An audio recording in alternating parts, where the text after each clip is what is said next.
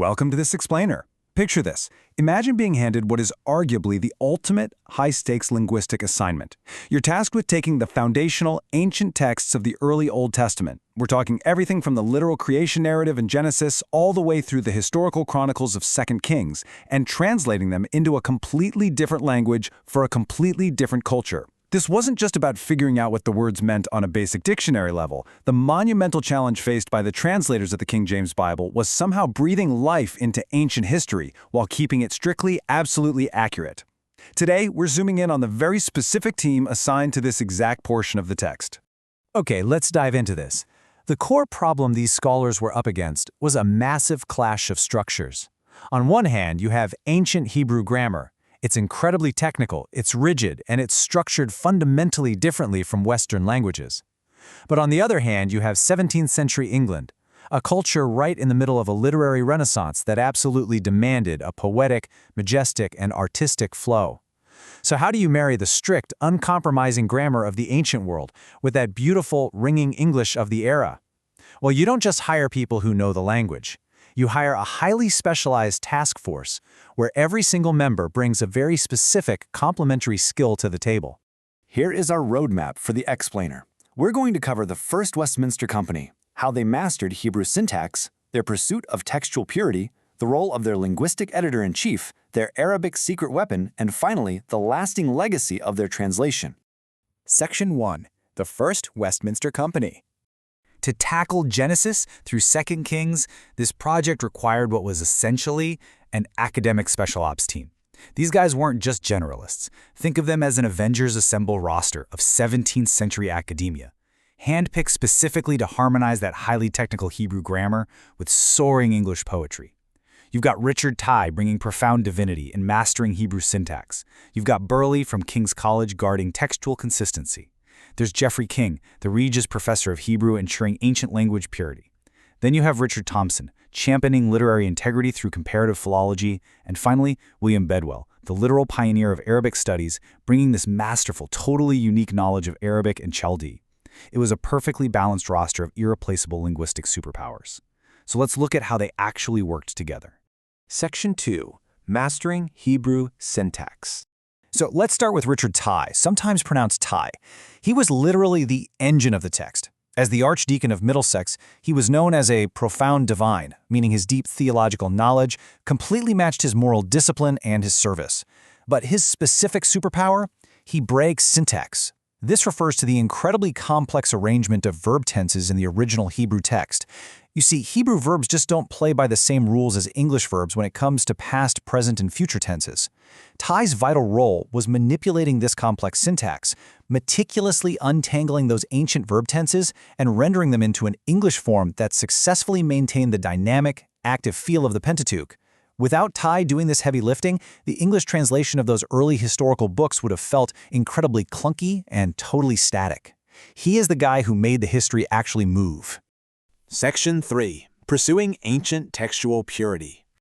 Now, while Teigh was making the text flow actively in English, two other scholars, Burley and King, were the anchor points, making sure absolutely nothing was lost or corrupted from the ancient world.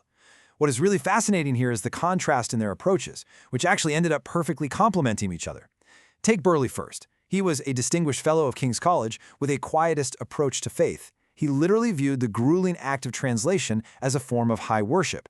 Using his incredible skill in classical Greek and Hebrew, he meticulously cross-checked the Greek Septuagint against the Masoretic Hebrew text just to ensure no subtle nuances slipped through the cracks. On the flip side, you've got Geoffrey. He was a staunch traditionalist who firmly believed biblical purity was the bedrock of a stable society. As the Regis Professor of Hebrew at Cambridge, King was intensely focused on stripping away layers of medieval corruptions to get right back to the raw, ancient linguistic roots. So you have Burley's quiet, nuanced worship beautifully balancing out King's absolute traditionalist drive for raw, ancient purity. Section 4. The Linguistic Editor-in-Chief. All right, so we've got flow and we have purity.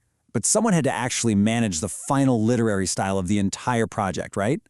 That massive job fell to a fascinating figure named Richard Thompson.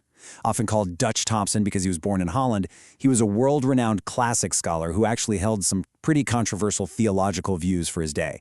But the thing that united him with the rest of the team was his unmatched, fierce devotion to the literary truth of the Bible.